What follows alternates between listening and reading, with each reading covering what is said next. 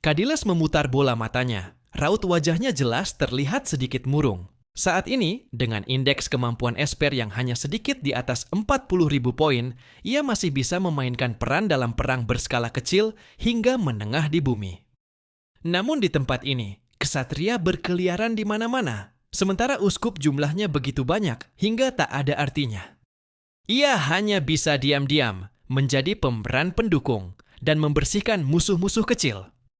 Di arah lain, pasukan aliansi Dipati Sakra dan suku berkepala tiga juga telah tiba di sebuah wilayah. Menghadapi langit berbintang yang tersusun sepenuhnya dari aliran data murni, suku berkepala tiga juga tidak memiliki cara yang benar-benar efektif untuk mengatasinya. Wisnu memandang Dipati Sakra.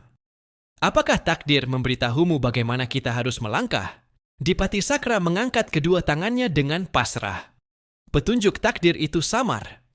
Tak mungkin ia menjelaskan setiap langkah yang harus kau ambil. Oh, begitukah? Kalau begitu, apakah takdir memberitahumu apakah sekarang kita harus maju atau justru memutar jalan? Nada bicara Kishu dipenuhi sedikit ejekan. Hubungan di antara mereka berdua telah lama mengalami perubahan yang halus. Kini, ia juga memiliki kewaspadaan yang sangat besar terhadap Dipati Sakra. Dipati Sakra memejamkan mata dan merasakan keadaan sekeliling dengan saksama. Lalu tiba-tiba, ia membuka matanya lebar-lebar. Takdir memberitahuku bahwa sekarang kita harus segera melarikan diri. Hampir pada saat yang bersamaan, seorang lelaki tua yang mengenakan jas flanel dan topi fedora bergaya kuno juga tiba di bagian terdalam, planet eksperimen. Berbeda dengan orang lain, ia sama sekali tidak mengenakan pakaian tempur. Seolah-olah bahkan di wilayah yang sama sekali tidak cocok bagi manusia untuk bertahan hidup ini, ia tetap dapat hidup dengan baik. Saat mengangkat kepala dan memandang sungai bintang yang luas, yang tersusun dari aliran informasi di depan sana, sepasang matanya memancarkan cahaya hijau kebiruan yang aneh. Tak lama kemudian, di dalam matanya tampak sebuah alam semesta yang cemerlang. Cahaya hijau kebiruan yang tak terhitung jumlahnya, bagaikan kobaran api yang melalap padang rumput, membumbung di wilayah di hadapannya. Lautan api yang menjulang tinggi. Selama bertahun-tahun yang telah berlalu, begitu banyak makhluk hidup dikuburkan di tempat ini. Suku langit telah melakukan sebuah eksperimen yang sangat mengerikan. Ia bergumam lirih, lalu mengulurkan kedua telapak tangannya yang dipenuhi kerutan. Tangan kirinya terbuka di bawah, sementara tangan kanannya menutupi bagian atas. Izinkan aku menuntun kalian kembali ke jalan pulang, wahai jiwa-jiwa yang tersesat. Begitu kata-katanya berakhir, api hijau kebiruan aneh yang hanya bisa dilihat olehnya seolah tiba-tiba mengamuk, angin meraung. Lidah-lidah api itu mengalir ke arahnya, lalu dengan cepat berubah menjadi pusaran raksasa. Sementara bagian tengah kedua telapak tangannya menjadi pusat pusaran tersebut. Seluruh cahaya api dari segala penjuru, bagaikan selembar sutra lembut yang ditarik dari bagian tengahnya, mengalir deras menuju satu arah. Pada akhirnya, semuanya terkumpul di telapak tangan Montesquieu. Tak! Kedua telapak tangannya menyatu. Seluruh kekuatan itu seolah tenggelam ke dalam kehampaan. Ketua Asosiasi Ilmu Pengetahuan Alam itu hanya menekan pelan topi fedora di kepalanya. Penampilannya tampak begitu lemah, seakan embusan angin pun mampu merobohkannya. Namun tepat pada saat itu, dari belakangnya terdengar sebuah suara dingin. Sudah lama sekali kita tidak bertemu, bukan begitu Montesquieu? Mendengar suara itu, Montesquieu perlahan menoleh dan kembali menekan pinggiran topinya. Ia melihat wajah tampan sekaligus muda milik Paus Gereja Junzeng, George Wiggins. Namun, sepasang mata pria itu memancarkan keluasan usia yang sama sekali, tidak sesuai dengan penampilannya, serta belas kasih terhadap seluruh makhluk hidup. Memang sudah lama sekali kita tidak bertemu. Setelah berganti tubuh baru, kau kembali menjadi muda, Simon Petrus. Wiggins menopang pipinya dengan satu tangan, sementara senyum sinis tipis menghiasi wajahnya. Tapi tubuhmu yang sekarang tampaknya sudah tidak akan bertahan lama. Lihatlah dirimu, seluruh tubuhmu dipenuhi bau pembusukan. Kau benar-benar seperti mayat hidup. Montesquieu sama sekali mengabaikan para anggota ksatria suci yang mengawasinya dengan penuh kewaspadaan di sekitar Wiggins. Bahkan keempat kesatria kiamat pun seolah tidak ia anggap ada. Aku hanyalah seorang pengantar jenazah. Cepat atau lambat, aku sendiri juga akan menguburkan diriku ke dalam makam dan menemani rerumputan liar. Namun, orang terakhir yang ingin kukuburkan. Tatapannya tertuju pada George Wiggins, sementara suaranya berubah menjadi sedingin es, adalah dirimu. Diam. Jean tidak sanggup membiarkan Montesquieu berbicara kepada Wiggins dengan nada seperti itu. Kau bidah yang hina. Siapa yang memberimu izin berbicara seperti itu kepada paus kami? Begitu kata-katanya selesai, ia langsung memanggil kitab suci. Baris demi baris ayat suci yang terbentuk dari hukum kemampuan Esper melesat keluar dari halaman kitab itu, bagaikan hujan badai, lalu menembak ke arah Montesquieu. Kret! Kret! Kret! Beberapa kilatan cahaya tajam melintas di udara dan langsung mencabik-cabik tubuh Montesquieu hingga hancur berkeping-keping. Sosoknya pun segera menghilang di udara. Apa? Orang itu kemana perginya? Jean terkejut, namun Wiggins menanggapinya dengan sangat tenang. Begitu menyadari kami mendekat, dia sudah pergi. Orang itu sangat sulit dibunuh, seperti seekor kecoak yang tidak pernah bisa mati. Kalau tidak, aku juga tidak akan mengejarnya selama lebih dari 2000 tahun. Wiggins tidak memerintahkan siapapun untuk terus mengejar jejak Montesquieu. Karena ia tahu, rubah tua itu sangat sulit ditangkap. Lagi pula, sekarang bukan saat yang tepat untuk berkonflik dengannya. Ia memberi perintah kepada 4 kesatria. Tempat ini adalah lokasi pembuatan senjata biologis yang menggunakan darah dan daging bangsa Druk sebagai inti. Mungkin kita bisa menemukan informasi tentang sosok yang selama ini kita cari. Cari cara untuk memasuki wilayah ini lebih dalam. Keempat kesatria itu mengangguk. Seorang kardinal melambaikan tangan ke arah anggota kesatria suci. Seketika itu juga, beberapa ahli yang mahir dalam teknologi informasi elektronik melangkah maju dan mulai mengaktifkan kemampuan mereka untuk membongkar struktur wilayah tersebut. Namun bahkan belum sampai sesaat mereka bergerak, seluruh ruang itu mulai bergetar hebat. Di ruang yang berbeda, pada waktu yang sama, seluruh ahli yang mendekati tempat itu merasakan aura yang sangat menggelisahkan. Diiringi sebuah raungan yang teramat menyesakkan, seolah berasal dari paus raksasa di dasar laut. Suara itu menembus berbagai penghalang dan bergema ke seluruh planet eksperimen. Pada saat itu, Duodaya dan Wang Li masih bersusah payah mencari jalan di suatu tempat di planet eksperimen. Daya tengkurap di tanah, sementara hidungnya yang panjang mengendus dengan sekuat tenaga. Ia berkata kepada Wang Li yang berada di belakangnya, Wang Li, ingat baik-baik, di tempat ini pasti tersembunyi rahasia besar milik suku langit. Hehehehe, kalau kali ini kita berdua berhasil menemukannya, begitu pulang, kita pasti mendapat jasa yang sangat besar. Kalau begitu, adik kecil nanti harus melindungi kakakmu ini. Wang Li mengamati sekeliling dengan tatapan tenang. Kakak tikus, bukankah ras utama kalian memang sejak dulu selalu bergantung pada pihak yang lebih kuat untuk bertahan hidup? Wajah Daya langsung membeku. Ras gigi raksasa mereka memang tidak pernah mendominasi pada zaman manapun. Sejak dahulu mereka selalu bertahan hidup di celah-celah di antara kekuatan besar. Namun tak lama kemudian, ia menyembunyikan rasa canggung di wajahnya dan berkata dengan serius, Adik Wang Li, ucapanmu itu kurang tepat. 800 tahun yang lalu, kita masih satu keluarga. Ras pengerat dan ras reptil kalian juga masih kerabat dekat. Wang Li berkata dengan sangat lugu, di alam semesta ini, semua makhluk berbasis karbon adalah kerabat dekat. Kita semua memiliki pencipta yang sama. Daya mengangguk kuat-kuat. Benar-benar, saat ibu kita menciptakan kita dulu, selisih waktunya juga cuma sebentar. Kita semua lahir dengan menginjak bahu satu sama lain. Mendengar itu, Wang Li malah menggaruk kepalanya dengan ekspresi aneh.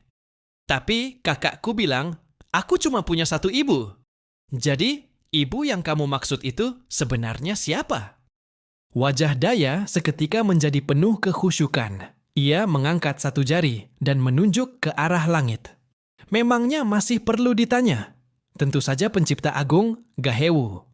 Wang Lie tampak bingung. Tapi ibu macam apa yang mati-matian ingin menghancurkan anak-anaknya sendiri? Daya benar-benar kehabisan kata-kata.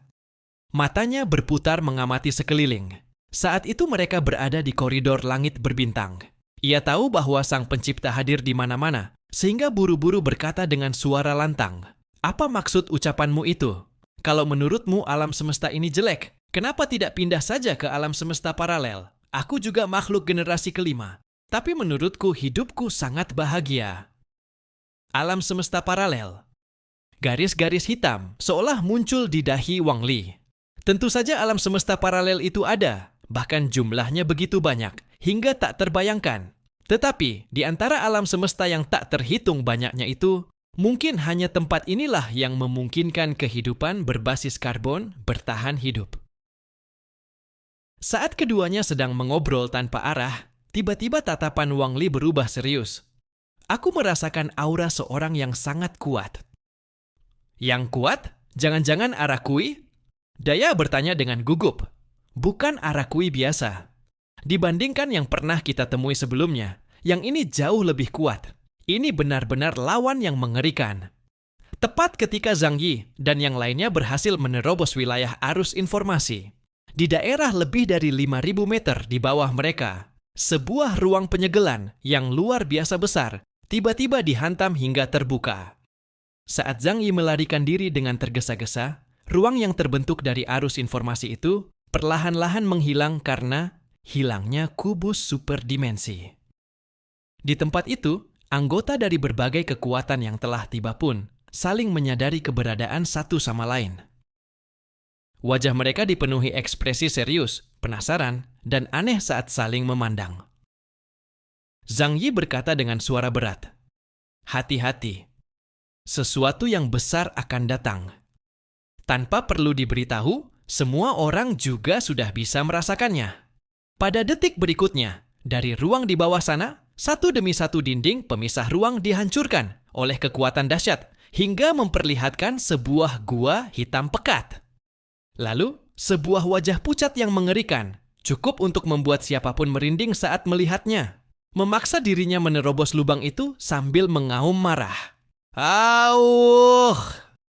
Raungan dahsyat itu saja sudah menghasilkan gelombang kejut yang membuat setiap petarung tingkat Ipsilon di sekitarnya merasakan hawa dingin menjalar ke seluruh tubuh. Mereka melihat seekor Arakui raksasa dengan tinggi sedikitnya lebih dari 300 meter. Sama-sama berbentuk manusia, tetapi tubuhnya tampak seperti dijahit dari potongan-potongan mayat. Setiap bagian tubuhnya memiliki warna yang berbeda-beda. Dari tubuhnya terpancar aura yang sangat mirip dengan Arakui tipe 1. Sama-sama merupakan mesin pembunuh yang hanya memiliki naluri dan hasrat, tanpa sedikit pun akal sehat. Jadi ini Arakui tipe 3, Gaton. Benar-benar monster yang luar biasa besar. Zhang Yi tak dapat menahan diri untuk bergumam. Di dalam sebuah lorong ruang di atas mereka, Wang Li dan Daya, yang baru saja muncul menyaksikan pemandangan itu, dan langsung membelalakkan mata. Pada saat Gaton muncul, kedua bola matanya ternyata dapat berputar hingga 360 derajat, mengunci seluruh sosok yang hadir ke dalam pandangannya. Di matanya, setiap orang bukanlah makhluk berbentuk manusia biasa, melainkan gumpalan-gumpalan makanan lezat yang dipenuhi kobaran energi. Tiba-tiba ia memutar kepalanya ke arah gereja Junzeng, membuka mulutnya lebar-lebar, sementara segumpal energi hitam pekat yang mengerikan, bagaikan lubang hitam, langsung terkondensasi. Baru saja semua orang menyadarinya, seberkas gelombang energi yang sangat dahsyat sudah melesat lurus ke arah Paus Vikings dan ditembakkan dengan kekuatan penuh. Formasi perisai cahaya. Arnold Olib berteriak keras. Pedang suci emas di tangannya menyala dengan api penghakiman yang berkobar. Seluruh anggota ksatria suci mengerahkan kekuatan mereka secara bersamaan. Semburan cahaya putih menjulang dari tubuh para ksatria, membentuk sebuah perisai raksasa yang menyelimuti seluruh pasukan. Namun, perisai itu hanya mampu menahan satu serangan Gaton sebelum hancur berkeping-keping. Arnold Olip dan Santa Jean berada di garis depan. Mereka nyaris saja langsung ditelan oleh gelombang energi hitam tersebut. Pada saat yang sangat genting itu, akhirnya Paus Vikings bergerak. Ia mengangkat sebuah kitab yang tampak sangat kuno, dengan banyak halaman yang telah rusak. Itulah kitab suci tertua yang masih ada hingga sekarang, dokumen Laut Mati. Tuhan berfirman, "Jadilah terang." Lantunan doa yang penuh kekhusyukan keluar dari mulutnya. Ia mengangkat tangan kanannya, seolah sedang memanggil umatnya. Detik berikutnya, dari dokumen Laut Mati memancar kekuatan iman yang sangat suci, bergulung bagaikan ombak samudra yang mengamuk, menghalangi di depan Arnold Olip dan Santa Jean. Terkamu posenkan. Dokumen Laut Mati yang menghimpun kekuatan keyakinan luar biasa dari seluruh umat gereja Junzeng benar-benar mampu menahan serangan Gaton secara langsung. Zhang Yi memandang Paus Vikings dan Gaton, sementara hatinya semakin berat, sebab kekuatan yang diperlihatkan Gaton jelas sudah jauh melampaui kemampuan petarung setingkat kesatria hitam untuk melawannya. Bahkan, ia mungkin sudah menapakkan setengah langkah ke ambang tingkat ratu. Ia segera bertanya kepada kecerdasan buatan kubus superdimensi. "Berapa nilai kekuatan tempur Gaton?" Kecerdasan buatan itu menjawab, "Kami tidak mampu menciptakan Gaton yang memiliki akal sehat. Karena akal sehatnya cacat, ia tidak dapat memahami hakikat ether, sehingga tidak mampu melakukan lompatan kekuatan menuju tingkat alam semesta super dan mencapai tingkat ratu. Oleh karena itu, nilai kekuatan tempurnya adalah 69.999 poin. Namun aku harus mengingatkan kalian, jangan pernah mencoba melawannya, apalagi menyerangnya dalam bentuk apapun." Sayangnya, ucapan itu sudah terlambat. Karena seorang makhluk berkepala serigala sudah lebih dulu mengangkat tongkat emas di tangannya, mengarahkannya ke tubuh Gaton, lalu melepaskan serangan pembakaran bersuhu setara bintang. "Demi nama Dewa Matahari Ra yang Maha Mulia, bakarlah semuanya. No wonder how." Tongkat emas itu menunjuk ke arah Gaton. Dari mata emas di ujung tongkat menyembur kobaran api emas murni. Suhunya begitu tinggi hingga cahaya di sekitarnya mengalami distorsi hebat. Itu adalah panas mengerikan yang bahkan mampu membakar berlian menjadi abu. Namun ketika kekuatan itu mengenai tubuh Gaton, sama sekali tidak meninggalkan luka sedikit pun. Tubuh Gaton yang semula tampak kurus kering dan pucat justru mengembang dengan cepat akibat serangan tersebut. Kulitnya berubah menjadi merah seperti darah segar. Barulah pada saat itu, kecerdasan buatan menyelesaikan kalimat berikutnya. Karena fungsi mereka di medan perang adalah sebagai kereta perang. Mereka mampu menyerap semua serangan yang berada di bawah tingkat ratu, lalu mengubahnya menjadi energi bagi diri mereka sendiri. "Yang kau maksud adalah semua serangan?" Zhang Yi bertanya kepada entitas cerdas itu dengan nada dingin. "Lalu bagaimana dengan aturan? Apakah aturan dapat membatasinya?" Entitas cerdas itu menjawab, "Silakan Anda mengamati tubuhnya dengan saksama. Tubuhnya tersusun dari jahitan tubuh 10.000 narapidana hukuman mati. Dan ke-10.000 narapidana itu, masing-masing memiliki 10.000 jenis kemampuan tingkat tinggi yang berbeda. Karena itu, ia mampu mengabaikan hampir semua serangan kemampuan. Sama sekali tidak bisa dibandingkan dengan Arakui tipe 1 yang hanya merupakan prajurit umpan meriam."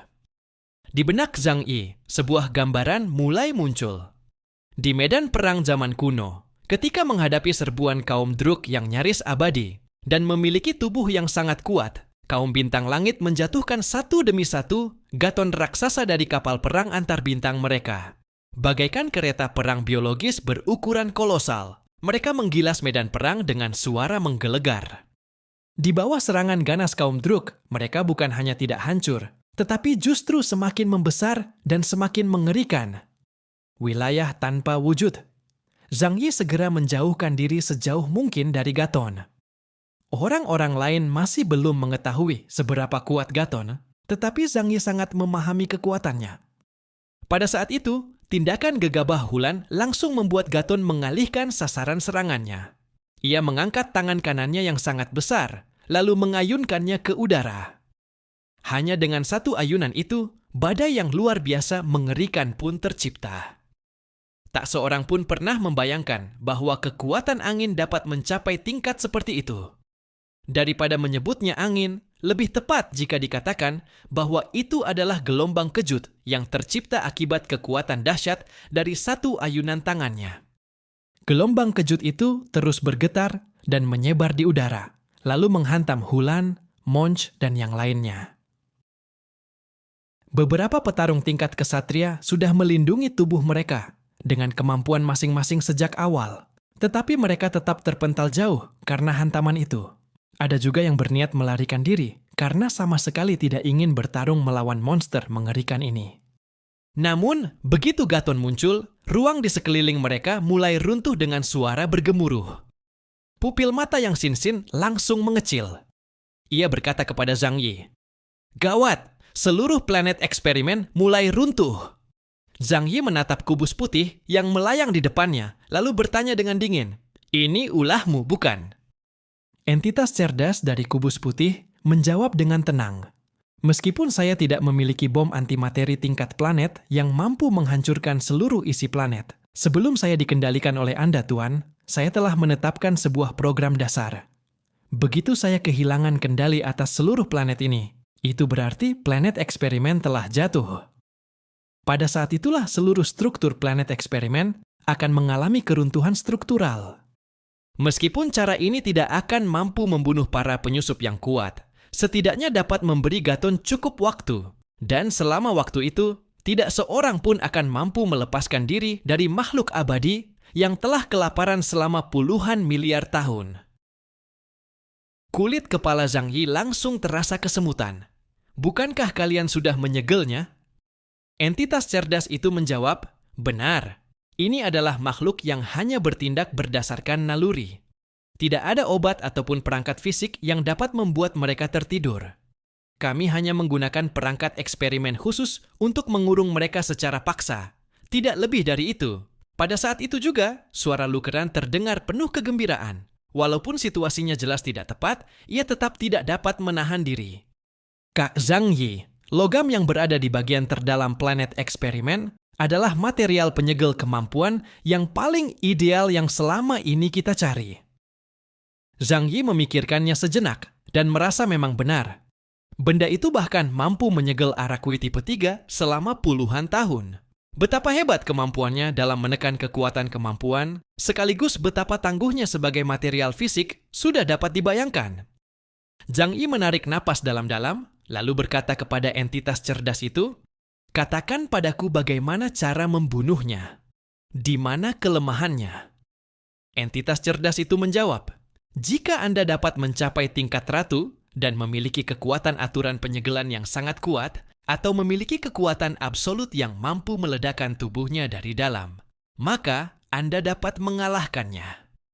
Otot di sudut mata Zhang Yi langsung berkedut. "Selain itu, adakah cara lain?" Entitas cerdas itu menjawab, "Tidak ada cara lain. Karena Gaton adalah kereta perang biologis yang sempurna. Maka Zhang Yi hanya bisa menatap kereta perang biologis yang sempurna itu. Di dalam kedua matanya, hasrat yang telah dipendam selama puluhan miliar tahun untuk menyantap mangsa menyala-nyala bagaikan api. Ia menerkam setiap makhluk hidup yang terlihat di sekitarnya. Dane dari ras super cerdas mengenakan baju tempur perak berdesain ramping. Di belakangnya mengikuti sebagian anggota ras konstruksi dan asosiasi ilmu pengetahuan alam. Ketika mereka melihat Zhang Yi, sama sekali tidak ada kegembiraan karena bertemu kembali dengan seseorang yang mereka kenal. Katiles bahkan ingin memaki di tempat. Orang lain mungkin tidak tahu apa yang telah dilakukan Zhang Yi, tetapi Katiles sangat mengenalnya. Begitu melihat Zhang Yi bergegas keluar dari area itu, dan Gaton langsung dibebaskan, ia segera menyadari bahwa kejadian ini pasti ada hubungannya dengan Zhang Yi. Namun, saat ini mereka sama sekali tidak punya waktu untuk mengeluh. Tubuh raksasa Gaton telah sepenuhnya keluar. Ia membuka cakar besarnya dan langsung mencengkeram ke arah Dane. Dane tentu tidak mau menyerah begitu saja. Ia mengulurkan tangan dan menekan sebuah struktur mirip permata di bagian dadanya. Pada detik berikutnya, cahaya yang menyilaukan memancar dari dalam tubuhnya. Dalam sekejap, tubuhnya membesar dengan sangat cepat hingga mencapai ukuran lebih dari 300 meter, hampir setara dengan Gaton, berubah menjadi seorang raksasa yang luar biasa besar. Menghadapi serangan Gaton, Dan mengambil posisi bertarung, lalu membelah ke depan dengan telapak tangannya untuk menyambut serangan itu. Namun, tubuh mereka hanya berbenturan sesaat. Dan langsung terpental jauh. Dalam hal kekuatan, Gaton adalah eksistensi yang mampu bertarung secara langsung melawan pasukan elit kaum Druk. Meskipun tubuh Dane terlihat sangat besar, anggota tubuhnya jauh lebih ramping, sehingga sama sekali tidak mampu menandinginya. Saat itu Zhang Yi ingin pergi, namun ruang di sekelilingnya telah runtuh dengan sangat cepat, dan jalan yang semula ada telah lenyap sepenuhnya. Selain itu, karena di sekitar terdapat begitu banyak logam pembatas, ia juga tidak dapat menggunakan wilayah tanpa wujud untuk segera pergi. Hanya dalam waktu 1 menit, seluruh planet itu seolah-olah telah tersegel rapat dari luar. Semua orang terjebak di tempat itu, lalu harus menghadapi perburuan tanpa akhir dari Gaton. Ketika Zhang Yi dan yang lainnya sudah benar-benar kebingungan, keadaan yang lebih buruk pun datang. Dari celah-celah bangunan, Araku yang sebelumnya tersebar di seluruh planet eksperimen kini berbondong-bondong menyerbu ke arah mereka seperti orang gila. Raungan Gaton ternyata bukan sekadar ancaman. Itu adalah sinyal pemanggilan. Ia sedang memanggil seluruh Arakui tipe 1 di planet itu agar datang mengepung dan memburu mereka.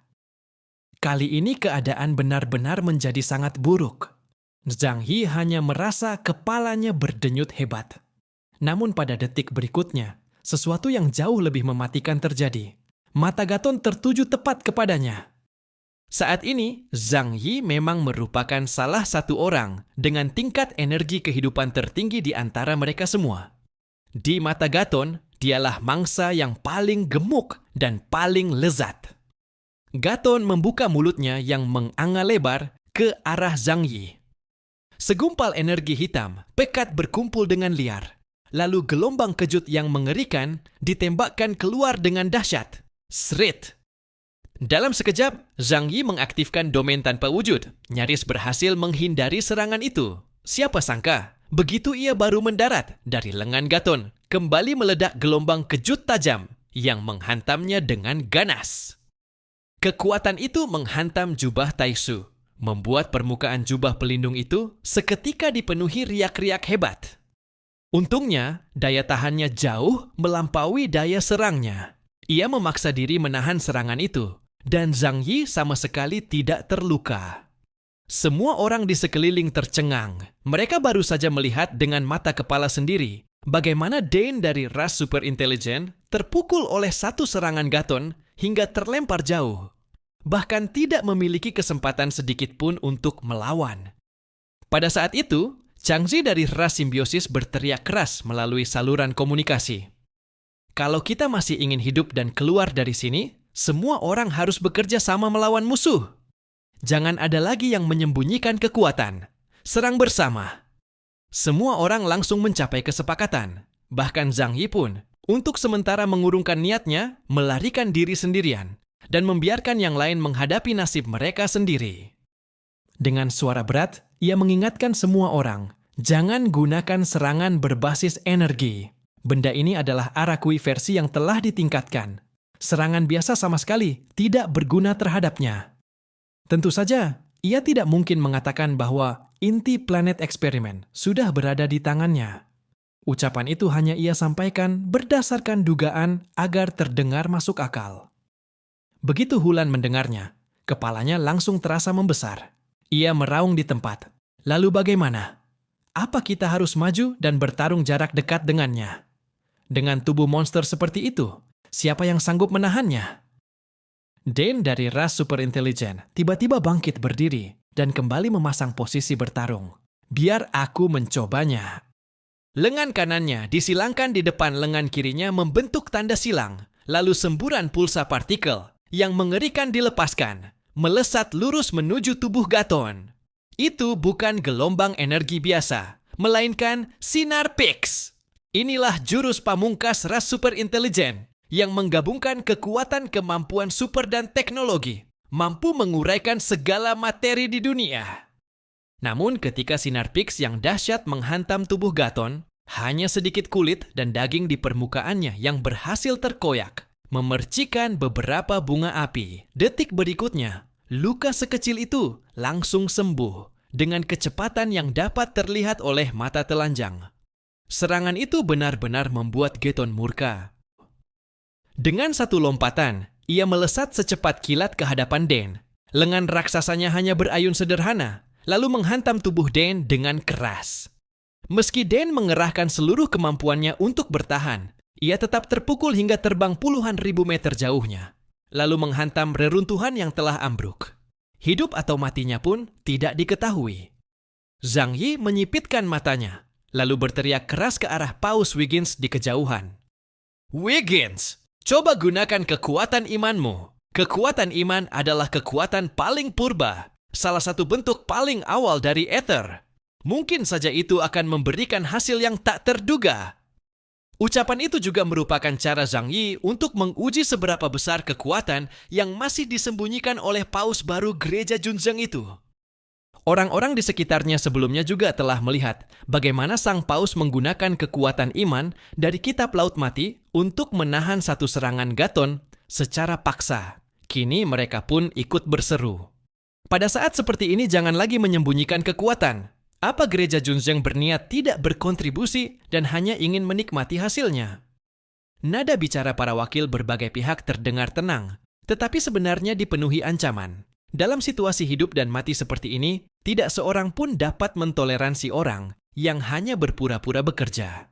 Melihat keadaan itu, Wiggins perlahan berdiri dari kereta sucinya dan berkata dengan nada datar, "Tentu saja aku akan bertindak. Hanya saja, sebelumnya aku ingin menanyakan satu hal." Tatapannya terkunci lurus pada Zhang Yi. Apa sebenarnya yang kalian peroleh setelah memasuki wilayah inti itu? Kebangkitan Arakui raksasa ini. Apakah disebabkan olehmu? Begitu kalimat itu diucapkan, Zhang Yi langsung didorong menjadi musuh semua orang. Terlalu banyak orang yang melihat dengan mata kepala sendiri bahwa rombongan Zhang Yi baru saja terbang keluar dari wilayah inti. Lalu Gaton segera terbebas dari segelnya dan muncul. Tadi semua orang terlalu panik sehingga tidak sempat memikirkannya. Namun setelah Wiggins mengungkapkannya, tatapan mereka kepada Zhang Yi seketika dipenuhi permusuhan. Jadi ternyata merekalah yang diseret Zhang Yi ke dalam situasi putus asa yang nyaris pasti berakhir dengan kematian. Zhang Yi mencibir. "Tujuan kita datang ke sini sama saja. Untuk apa kau berpura-pura sok benar di sini? Kalau kita tidak segera menyerang, kita semua akan mati di tempat ini." Wiggins berkata dengan tenang, "Setelah urusan di sini selesai, kau harus memberikan penjelasan kepada kami semua." Setelah berkata demikian, ia perlahan membuka kitab Laut Mati di tangannya. Lantunan doa yang berat pun keluar dari mulutnya. Gerbang neraka terbuka lebar. Iblis keluar dari lautan api menuju dunia manusia dan membawa bencana. Tuhan menjatuhkan hukuman, membuat para iblis selamanya jatuh ke neraka dan tak pernah lagi memperoleh kelahiran kembali. Begitu doa selesai dilantunkan, kekuatan iman yang luas bagaikan samudra mengalir deras keluar dari kitab Laut Mati, lalu seketika menyelimuti keempat ksatria wahyu. Aura keempat orang itu melonjak dengan liar, langsung melesat dari tingkat uskup putih menuju tingkat ksatria hitam. Pemandangan itu membuat sorot mata Zhang Yi langsung berubah serius. Warisan gereja Junzheng yang telah bertahan selama ribuan tahun ternyata begitu mengerikan. Sebelumnya ia pernah melihat Kardinal Merah Arnold Olip menggunakan salinan kitab Laut Mati untuk meningkatkan kekuatan secara drastis. Tak disangka, kitab asli Wahyu ternyata jauh lebih menakutkan daripada itu. Tubuh keempat ksatria Wahyu diselimuti cahaya api merah dan putih yang berkobar. Mereka melesat ke langit dan langsung menyerbu Gaton. Jeanne d'Arc menjadi orang pertama yang menyerang.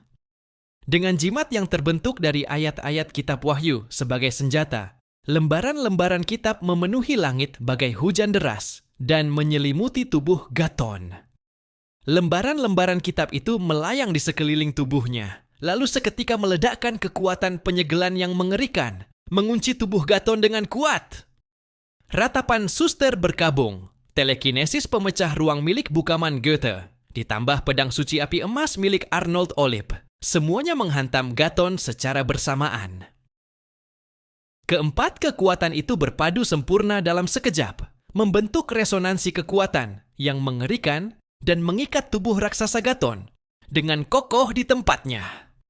Ras-ras peradaban kuno yang menyaksikan pemandangan itu langsung memandang Wiggins dengan tatapan yang sama sekali berbeda. Selama bertahun-tahun, perhatian mereka terhadap generasi ke-6 seluruhnya tertuju pada Zhang Yi dan negara Huaxu. Tak seorang pun menyangka bahwa gereja Junzeng yang selama ini tidak menonjol hanya diam-diam mengumpulkan para pengikut, lalu berlindung di bawah ras manusia bersayap untuk menghindari berbagai konflik, ternyata menyembunyikan kekuatan yang mampu disejajarkan dengan tim Zhang Yi. Terlebih lagi, kekuatan iman yang begitu aneh hanya akan menjadi semakin menakutkan di dunia kiamat ketika peradaban berada di ambang kehancuran.